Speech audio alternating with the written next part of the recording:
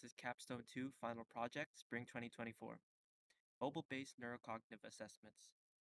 My name is Christopher Pan, I'm the team lead, and my teammates are Anthony Leo, Kevin Ferrero, and Juan Blanco. The product owner is Dr. Christian Poeabauer, and our professor is Dr. Masood Sajadi. Problem definition. Physical attendance is required for patients with neurological disorders to be evaluated by a medical professional. Often, multiple appointments are necessary due to the constant need for checkups and separate examinations. Providing the patients with an accessible form of testing allows for faster response rates. Mobile evaluations can serve to make physical visits to a medical professional less frequent. Records of each user are to be kept in a database to prevent the loss of information and track progress. Our solution revolutionizes the approach to this problem.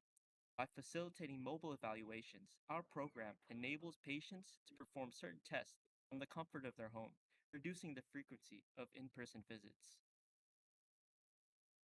Furthermore, by leveraging the capabilities of modern technology, our app aims to bridge the gap between traditional healthcare delivery and the evolving needs of patients with neurological conditions, ensuring that high-quality care is more accessible and consistent. So, tackling a project of this caliber means that there needs to be some kind of organization involved, right? So, when working with our team, we had chosen to work with the Agile Scrum methodology. So, part of the reason we did this is not only because it's an industry standard and it's used daily by multiple corporations and teams all around the world, um, but also because it applies to our project so well.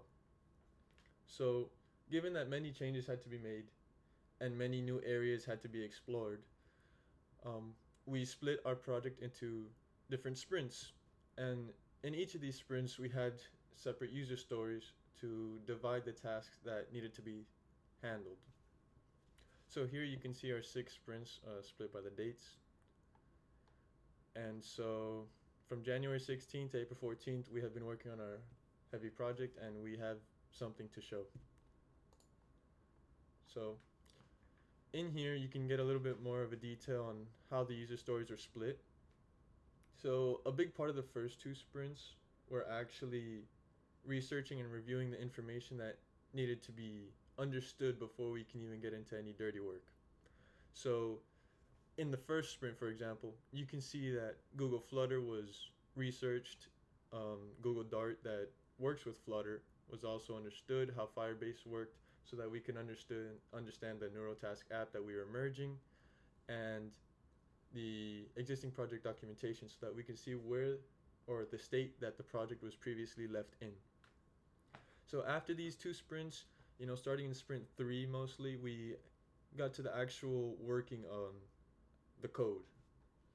And so up until I'd say about sprint 6, it was sprint 6 that we started concluding the presentation that we were going to be showing, and we began finalizing the actual coding process so that we can have a clean presentation.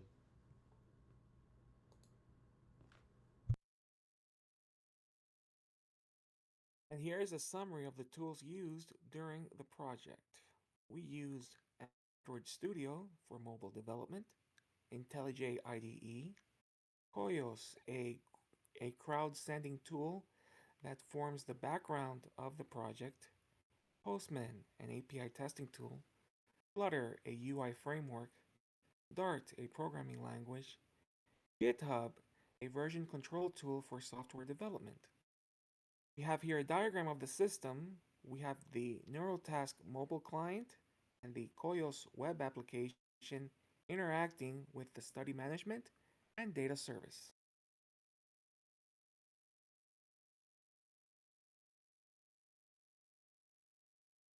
As a summary, this project started with the idea that patients with neurological disorders require a way to communicate with their medical providers through virtual means while keeping the same set of examinations and feedback that an in-person consultation can provide. This project actually started around fall 2023, with the idea of creating a web application to provide that bridge between a patient and a provider through a virtual network. Fast forward to the spring 2024 semester, we have enhanced a mobile application that endeavors to enhance the electronic interaction between patients and medical providers. Users will have the capability to conduct daily tests, participate in surveys, and review all the results conveniently from their mobile devices. This software ensures accessibility for both patients and providers, facilitating personalized experiences, seamless access to information, and efficient task completion. With these tools readily available, individuals can take charge of their healthcare journey. Through the development of these features, the development of the features is still ongoing and not yet complete. We just simply set a stepping stone for future enhancements and ideas. Thank you, guys.